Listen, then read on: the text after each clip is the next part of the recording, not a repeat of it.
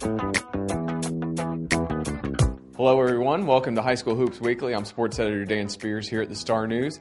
And for this week's show, as we hit conference tournament time, it is Wheel of Basketball. That's right. Our contestants today are high school writer Rachel George and Star News correspondent and basketball knowledge man extraordinaire Tim Hauer. We've got the wheel of 8 questions here. We're going to spin it and get 4 of them out. And they're going to give me their answers, and whoever I think's right gets a point. Whoever gets the most points wins the game and gets office bragging rights for the rest of the season. We're going to get it started here, so hope we get some good ones. All right, question 1 is, who is the best girls player in the Waccamaw Conference? Rachel goes first. I think we're going to split a point on this one, because if you say anyone besides Courtney Melvin, you haven't seen much basketball. She is just a power down low for them, averaging a double-double, 22.8 points, 11 rebounds per game. Can't move her, can't get around her, can't do anything to her. If you say anybody else, I think we're firing you. Yeah, I'm pretty sure I want to just split a point here instead of conceding it to you, so I'll go Courtney Melvin too. We've seen her play numerous times this year. She's just unbelievable. She gets the ball anywhere inside of 8 feet.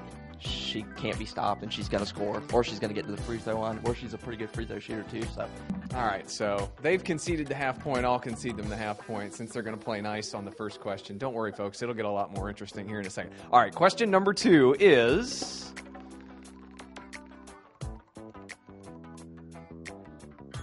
who is the best boys player in the Mid-Eastern Conference? And I know we're going to have some discussion here. Tim gets to go first this time. I'm going Freddie Jackson, point guard for New Hanover, averaging 14 points, 7.5 rebounds, 8 assists. And you can argue that one of his 2 teammates, Cole Daly or Detwan Rogers, could be in that discussion. But I think Freddie gets them the ball in positions where they can score. Freddie can just do whatever he wants with the basketball. He can get to wherever he wants. He can score if he needs to.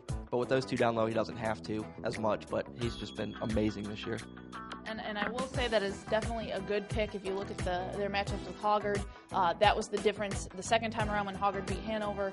Freddie didn't produce like he did the first time. That was the difference. But I'm going with a Viking for this one. Point guard Stillman White. He's only a junior, but he's definitely made an impact. He missed 7 games with a knee injury, during which they were 2-5, 11-4 with him. He's shooting 54% from three-point range, 6.4 points per game, 4 assists, 15 blocks. He's second on the team. He's no taller than I am. He's like 5'8", and still does all that, and he can just create for them. I mean, last night he took a jump against a 6'6" player. He just kind of does it all, and he's what makes them go. See, like I said, we were going to get some discussion here, folks. That's a really good one. But the question is, who is the best player, not who is the most valuable player. So in this case, I'm going with Freddie Jackson. Point for Tim Hauer. So it's 1-0 because I'm going to just wipe that split off the board. That was kind of silly. All right, next question.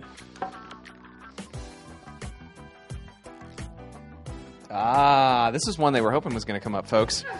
Which team was your biggest surprise this year? Rachel gives the fist pump, so she gets to go first.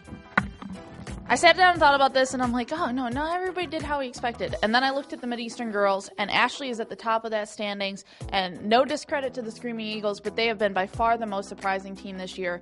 Last year, they were 10-12, 5th in the conference, didn't even make the playoffs. Come into this year with the most returning starters. They had 4 coming back.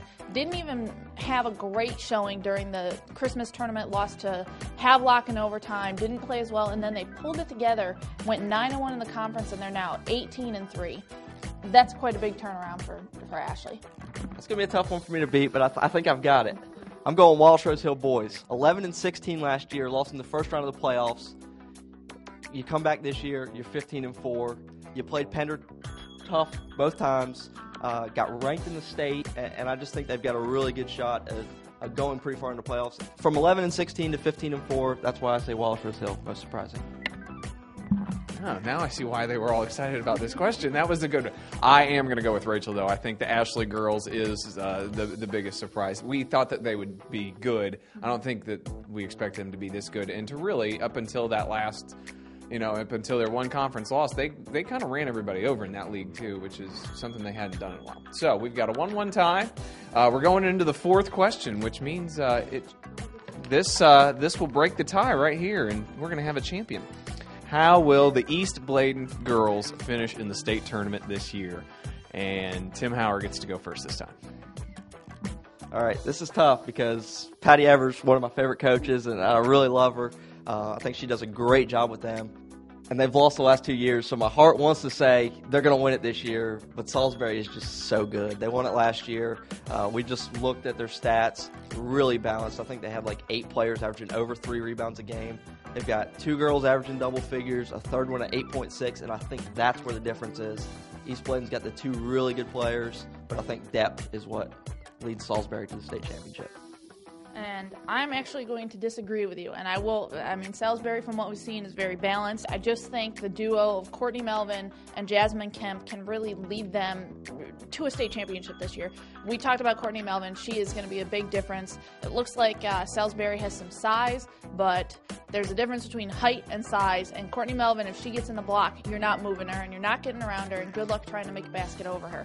If Jasmine or Courtney has a game like they're supposed to have, I think they have a pretty good chance to win it. It's a really good question, and then, like I said at the beginning of the season, at least they don't have to face Bishop McGuinness anymore. That was the key. They get to stay away from them.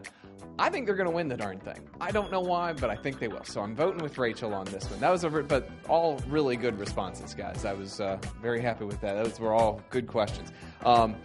We'll be at the Mid-Eastern, Waccamaw, and Tri-County Finals all on Friday. Tim, Rachel, and Tom Grady will be out covering the games. Tim will be at the Mid-Eastern Conference Tournament the next couple nights. Rachel will be at the Waccamaw Tournament on Thursday night. So there's going to be plenty of coverage at Star News Online and starnewsvarsity.com. So for Tim Hauer, Rachel George, I'm Dan Spears. Stay tuned and enjoy the hoops at starnewsonline.com.